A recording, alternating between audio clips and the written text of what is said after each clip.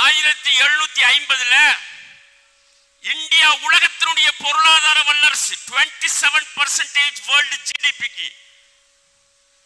யாருடைய ஆட்சியில? முகலாய பேரரசனுடைய ஆட்சியில. உலக இந்திய வரலாற்றிலே எந்த காலத்திலும் இந்தியா பொருளாதார வல்லரசாக இருந்தது கிடையாது.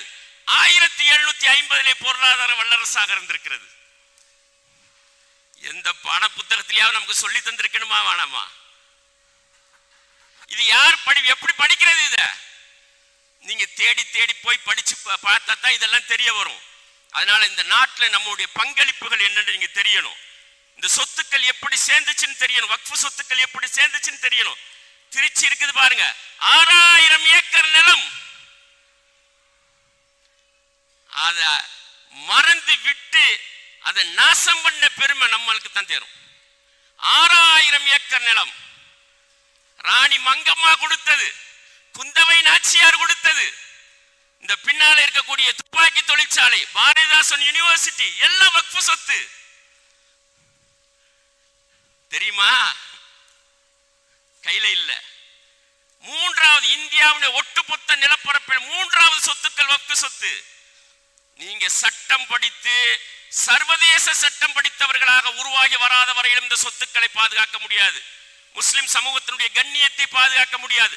உங்க குடும்பத்தை உங்களால பாதுகாக்க முடியாது. இரண்டாவது, இந்த நாட்டுக்கு நாம் சுமைகளாக இருக்கக்கூடிய சொத்துக்களாக மாறணும். நல்ல கவனிங்க, படிக்கக்கூடிய மாணவர்கள் சொத்துக்களாக மாறணும். எப்படி சொத்துக்களாக மாறுறது? என்ன கான்ட்ரிபியூஷன் இந்த குடியரசு இந்தியாவில் முஸ்லிம் சமூகம் செஞ்சிருக்குது? ஒரு மிகச்சிறந்த ஒரு விஞ்ஞானியை காட்டுங்கன்னா உடனே ஒரே ஒருத்தரை தான் சொல்லுவோம், அவர் மௌத்தா போயிட்டார். அப்துல் கலாம் தான் சொல்லுவோம். வேற என்ன கான்ட்ரிபியூஷன் ஏன் செய்யல? எல்லாம் ஒரு டிகிரி முடிக்காமலையும் போய் கல்ஃப்ல அரபு நாட்டில் கிடந்தீங்க அப்படின்னு சொன்னா, முன்னோர்கள் போய் சேர்ந்தாங்க அப்படின்னு சொன்னா என்ன கான்ட்ரிபியூஷன் பண்ண முடியும்?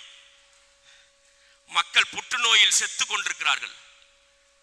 உங்களை சுத்தி உங்க வீடுகளில் நடந்துகிட்டு இருக்குது. கேன்சர் எண்ணிக்கை நாளுக்கு நாள் அதிகரிச்சுக்கிட்டே இருக்குது. திருச்சியில் இருக்கக்கூடிய எல்லா ஹாஸ்பிட்டல்ஸ்லயும் போய் பாருங்க, எத்தனை கிட்னி பேஷண்ட், அதுல முஸ்லிம்கள் எவ்வளவுன்னு போய் பாருங்க. இது நாளுக்கு நாள் அதிகரிக்கும். நீங்க சாப்பிடுற சாப்பாடெல்லாம் விஷமா போயிருக்குது. குடிக்கிற தண்ணி விஷம், இப்ப குடிச்ச டீ விஷம், எல்லாம் விஷமா இருக்குது. இந்த விஷத்தையே குடிச்சிட்டு வெந்தத்தை தின்னுட்டு விதி வந்தா சாவுங்கிற நிலைமை தான் நம்ம நிலைமையா? அல்லாஹ் ரசூலும் சிந்திக்க சொல்லலையா? அப்ப என்ன செய்யணும்? நீங்க மைக்ரோபயாலஜிஸ்டா உருவாகி வரணும். கேன்சருக்கு மருந்து கண்டுபிடிக்கணும். எம்பிபிஎஸ் படிக்கிறதில்ல, டாக்டரா போறதில்ல. முஸ்லிம்களுடைய பாரம்பரியம் என்ன? மருந்து கண்டுபிடிப்பது. நோய்க்கு முன்னால இந்த பூமியில மருந்து தான் இருக்குது. அல்லாஹ் மருந்தை தான் படைச்சிருக்கிறான். கண்டறிதல், கண்டறிதல், மருந்தை கண்டறிதல். மைக்ரோபயாலஜி படிங்க, பிஹெச்டி பண்ணுங்க, மகத்தான சாதனையாளர்களாக உருவாகி வருவீங்க. குடிக்கிற தண்ணி எல்லாம் நாசமா போயிருச்சு, நிலத்தடி நீர் உப்பா போச்சு. அதனாலதான் கிட்னி ஃபெயிலியர் ஜாஸ்தியா இருக்குது. ஏன்? யாராவது உருவாகி வாங்க, பயோகெமிஸ்ட்ரி படிங்க, மைக்ரோபயாலஜி படிங்க, பிஹெச்டி பண்ணுங்க. செயலிழந்து போன கிட்னியை வந்துட்டு மறுபடியும் செயல்பட வைப்பேன். அல்லாஹ்வுடைய உதவிகள் இதுக்கு வராம வேற எதுக்கு வரும்? செயல் இழந்து போனதுக்கு மறுபடியும் செயல்பட வைக்கிறதுக்கு நீ மருந்தே கிடையாது, கண்டுபிடிக்க மாட்டான். டயாலிசிஸ் பண்ணுன்னு தான் சொல்லுவானே தவிர மருந்து கண்டுபிடிக்க மாட்டான். ஏன்? அதுலதான் காசு. ஒரு மூமின், ஒரு முஸ்லிம் என்ன செய்யணும்? மருந்து கண்டுபிடிக்கணும். எல்லாத்துக்கும் அல்லாஹ் தீர்வை வச்சிருக்கிறான். மருந்து கண்டுபிடிக்க மாட்டீங்களா?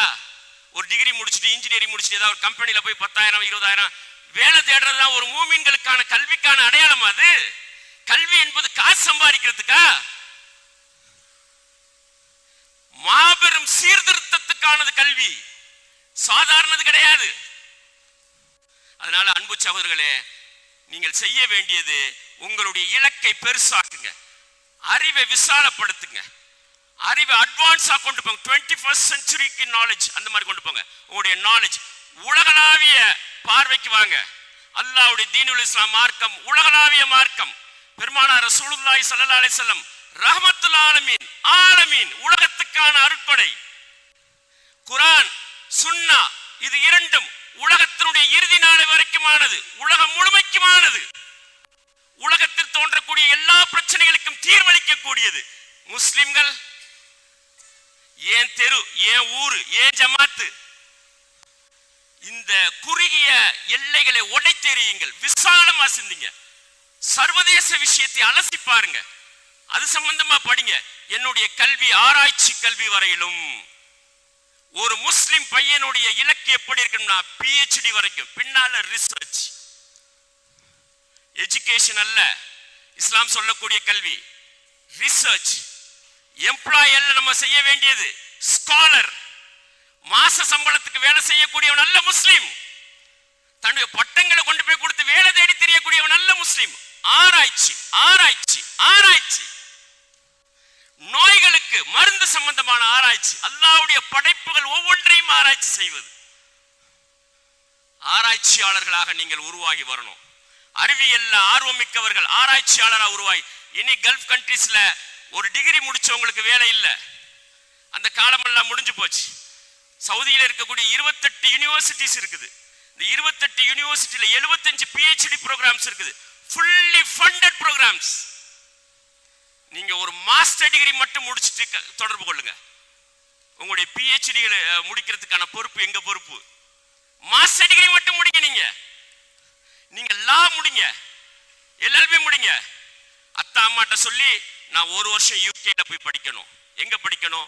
ஆக்ஸ்போர்ட்ல படிக்கணும், கேம்பிரிட்ஜ்ல படிக்கணும், ஹார்வர்ட்ல படிக்கணும், எடின்பர்க் யூனிவர்சிட்டியில படிக்கணும், கிளாஸ்கோல படிக்கணும், இன்டர்நேஷனல் லா படிக்கணும், இன்டர்நேஷனல் லால PhD பண்ணணும், சுப்ரீம் கோர்ட்ல போய் நிக்கணும்னா என்னுடைய 30 வயசு 35 வயசுல டைனமிக் லீடரா போய் நிக்கணும், ஒரு டைனமிக் அட்வொகேட்டா போய் நிக்கணும். இல்ல அவ்வளவு தூரம் போக முடியாது. 22 வயசுல ஜட்ஜ் எக்ஸாம் எழுதி டிஸ்ட்ரிக்ட் கோர்ட் ஜட்ஜா போயிட முடியும். அவன் பின்னால ஒரு சைரன் வச்ச எஸ்கார்ட் வரும். ஆசை இல்லையா நீதிபதியா போய் உட்கார்றதுக்கு? என்ன அநியாயம் இது! ஒரு டிகிரி முடிச்சுட்டு வேலை தேடக்கூடியவனா முஸ்லிம்? மாற்றி அமையுங்கள் சகோதரர்களே. ஆலிம் கோர்ஸ் முடிச்சிருக்கிறீங்க பாருங்க, நீங்க தான் சட்டம் படிக்கணும், ஷரியாவையும் படிக்கிறீங்க, இந்த உலகத்தினுடைய சட்டத்தையும் படிக்கிறீங்க. இந்த உலகத்தில் இருக்கக்கூடிய சட்டங்கள்ல எப்ப சீர்திருத்த கொண்டுட்டு வர யார் கொண்டுட்டு வர முடியும்? அவன் உருவாக்குறது எல்லாம் மனித சட்டங்கள். இந்த மனித சட்டங்கள்ல இறை சட்டங்கள்ல யாரால புகுத்த முடியும்? ஆலிமாவும் இருக்கணும், லாயராவும் இருக்கணும், ஷரியாலையும் அவர் இன்டெப்த் நாலேஜ் இருக்கணும், PhD முடிச்சிருக்கணும். அந்த மாதிரி உருவாகி வரணும். ஒரு PhD முடிச்ச ஸ்காலர்ஸ் வந்துட்டு இந்த நாட்டில் தவிர்த்திட முடியுமா? எங்கேயாவது ஒரு ஊர்ல இருக்கிற அதிராம்பட்டத்தில் வந்திருக்கிறீங்க, மேலப்பாளையத்தில் திருநெல்வேலியில வந்திருக்கிறீங்க, ஒரு 50 மைக்ரோபயாலஜிஸ்ட் இருக்கிறீங்க. மேலப்பாளையம் திருநெல்வேலியினுடைய முகமே மாறி போயிடும். தமிழக முஸ்லிம்கள் குறித்த பார்வையே மாறி போயிடும். 10 வருஷத்துல மாற்றம். Within 10 years. 17 வயசுல இருக்கிறீங்க, 27 வயசுல நீங்க ஒரு யங் சயின்டிஸ்டா மாறிடுவீங்க. இடைநிறுத்தம் செய்யாதீர்கள். ஒரு அண்டர் கிராஜுவேஷன் உங்களை தகுதிப்படுத்தாது. உங்க பிரச்சனையை சார்ட் அவுட் பண்ண முடியாது. நாளுக்கு நாள் பிரச்சனைகள் கூடிக்கிட்டே இருக்கும். Research research research. ஒண்ணு இங்க இல்லைன்னா வெளிநாட்டுல. இன்னைக்கு எது அதிகாரமிக்கதோ அதிகாரமிக்கதை நாம் கைப்பற்றணும். முஸ்லிம்கள் எழுச்சி அடைய அல்லாஹ்வுடைய தீனுல் இஸ்லாம் மார்க்கம் எழுச்சி அடையும். முஸ்லிம்கள் வளம் பெற அல்லாஹ்வுடைய தீனுல் இஸ்லாம் எழுச்சி பெறும். அதைத்தான் ஜவஹர்லால் நேரு சொல்றாரு. 23 ஆண்டுகளில் அவரை உருவாக்கிய அந்த தலைமுறை, அவருடைய சந்ததிகள் 1000 ஆண்டுகள் உலகத்தினுடைய ஆட்சியாளர்களாக மாறி போனார்கள். விந்தையிலும் விந்தை. இந்த வார்த்தையை அப்படியே போடுறாரு. நீங்க புத்தகம் விற்கிது வாங்கி படிச்சு பாருங்க. அது மட்டும் இல்ல, நடந்த சம்பவத்தை இன்னொரு சம்பவத்தையும் சொல்றாரு பாருங்க. எந்த விதமான போர் பயிற்சியும் இல்லாத கழுதைகளோடும் ஒட்டகங்களோடும் சுற்றி திரிந்து ஒரு கூட்டம் கிளம்பி உலகத்தினுடைய 2 மாபெரும் வல்லரசுகளை ஒரே நேரத்தில் வீழ்த்திய வரலாறு. 2 மாபெரும் வல்லரசுகள், ரோமன் எம்பையர், பெர்ஷியன் எம்பையர், ஒரே நேரத்தில் வீழ்த்திய வரலாறு உலக சரித்திரத்திலேயே கிடையாது. நம்முடைய முன்னோர்களுடைய வரலாறு.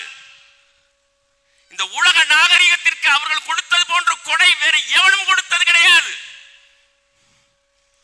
அப்படிப்பட்ட அவ்வளவு மாபெரும் அறிஞர் பெருமக்களுடைய வாரிசுகளாக நாம் வாழ்ந்து கொண்டிருக்கிறோம்.